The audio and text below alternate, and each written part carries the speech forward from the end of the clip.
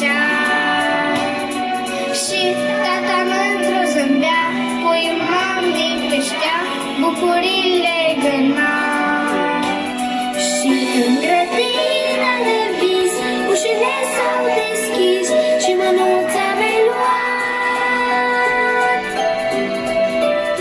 Știi, mi-a fost greu la început, dar alături ai stat și povață